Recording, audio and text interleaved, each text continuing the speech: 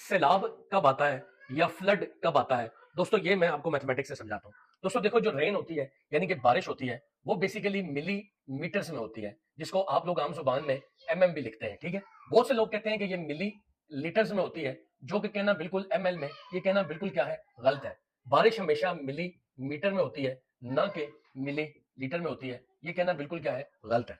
तो ये बात तो तय होगी कि जो बारिश जब भी होगी वो मिलीमीटर में होगी।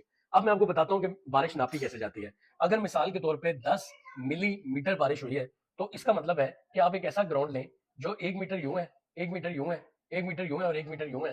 तो उसके ऊपर अगर कहा जाए कि 10 मिलीमीटर बारिश हुई है, तो इसका मतलब है कि इसके अंदर 10 लीटर पानी गिरा है। अब 10 लीटर पानी कितना होता है? 10 लीटर पानी आप कहोगे कि स्क्वायर मीटर आपने लेना है, ठीक है, स्क्वायर मीटर। तो उसमें 10 लीटर पानी होगा। 10 लीटर पानी कितना होता है? वो जिससे आप दूध नापते हैं, अगर वो वाला लीटर लें, उसको 10 दफा भर के फेंके, तो इतनी बारिश जो है वो कितनी होती है? 10 लीटर होती है। ठीक है, अगर ये बारिश इतनी कम है तो फिर सैलाब क्यों आता है?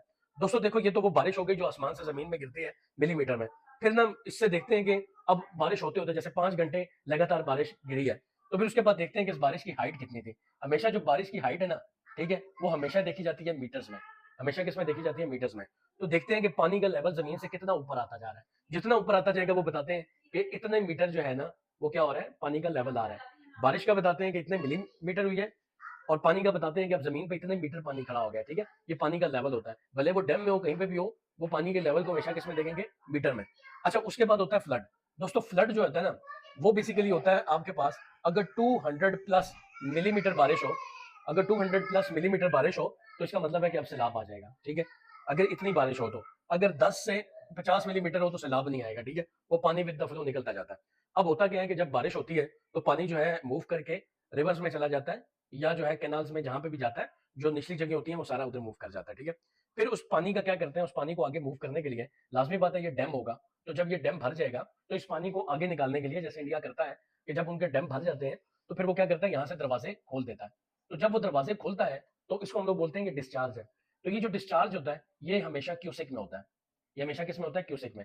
क्यूसिक कहते हैं cubic, cubic metre plus cubic feet per second. ठीक है, तो अगर आपको कोई कहता है कि बारिश क्यूसिक में होती है, तो ये वो गलत कहता है। क्यूसिक ये चीज होती है कि जो पानी, खड़ा हुआ पानी हो, जब आप उसको, उसका बंद खोलें या दरवाजा खोलें और वो एक फ्लो से डिस्चार्ज करे, उसको हम लोग बोलते हैं कि इतना क्यूसिक। आपने देखा होगा कि डैम से जब पानी निकलता है तो वो क्यूसिक में निकलता है। लेकिन बारिश जब भी होती है वो मिलीमीटर्स में होती है। जब भी कोई आपको बारिश का बताएगा, बताएगा कितने मिलीमीटर बारिश हुई है।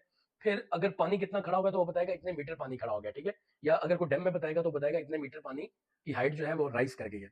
उसके बाद जो डैम में पानी खड़ा होता है,